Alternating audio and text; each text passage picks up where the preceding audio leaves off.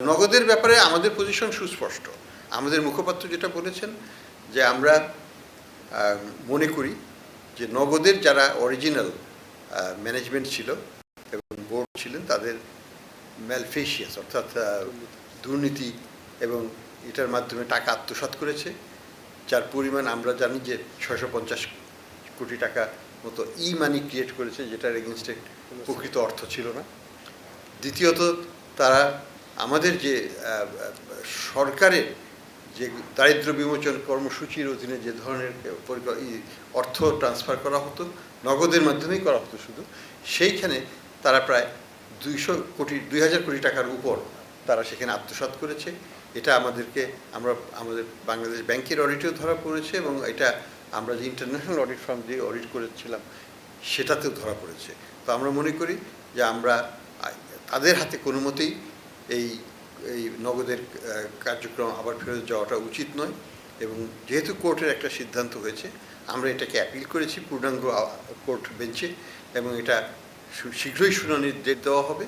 আমরা মনে করি যে তখন আমরা আমাদের পক্ষে রায় পাবো, কিন্তু আমরা একটু শঙ্কিত যে এই সময়ের মধ্যে তাদের পুরো কন্ট্রোল কিন্তু তারা নিয়ে নিয়েছে এই সিস্টেমে। বড় কোনো ক্ষতির সম্ভাবনা নাই, কারণ আমরা ব্যাংকগুলোকে বলে দিয়েছি যে বড় কোনো ধরনের ট্রানজ্যাকশন তারা করবে না, ক্যাশ ইন ক্যাশ আউট করতে পারবে, এর বাইরে না, ক্যাশ দিলে ক্যাশ আউট করতে পারবে।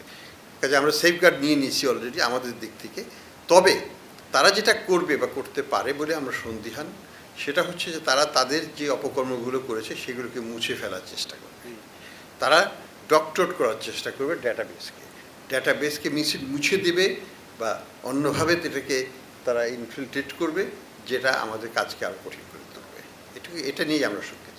নতুন করে বড় কিছু ক্ষতি করার সম্ভাবনা হয়তো তাদের থাকবে না।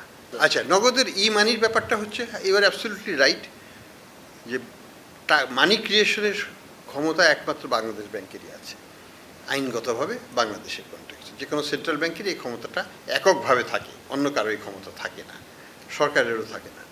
এখন কথাটা হচ্ছে যে এটা তারা করেছে এবং it is absolutely positively illegal এবং সেই জন্যই আমরা বলছি তারা প্রতারণা করেছে, তারা জালিয়াতি করেছে, তারা নতুন মানে এটা নকল করে টাকা ছাপানোর মতোই, ইকুইভ্যালেন্ট টু দ্যাট।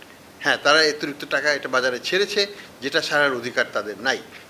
আইন হচ্ছে 1 টাকা ব্যাংকে রেখে 1 টাকার ই মানি ক্রিয়েট হবে।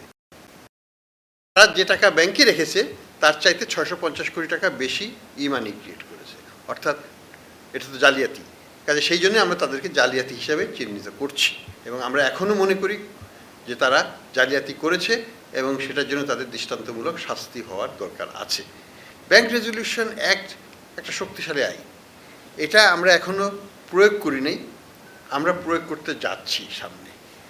এটা প্রয়োগ করার আগে আমাদেরকে যথেষ্ট হোমওয়ার্ক করতে হবে, প্রস্তুতি নিতে হবে, তারপরে আমরা এটাতে আসবো এবং ধাপে ধাপে যাবো। আমরা একবারে সবগুলো জায়গায় ইন্টারভেনশন করলে আমরা এটাকে ম্যানেজ করতে পারবো না। আমরা ম্যানেজেবল ওয়েতে এটা করার চেষ্টা করব। আমরা আশা করি এখানে এটা কার্যকরীভাবে আমরা ইমপ্লিমেন্ট করবো আগামী, যাতে আমাদের ব্যাংকিং খাত আবার ঘুরে দাঁড়াতে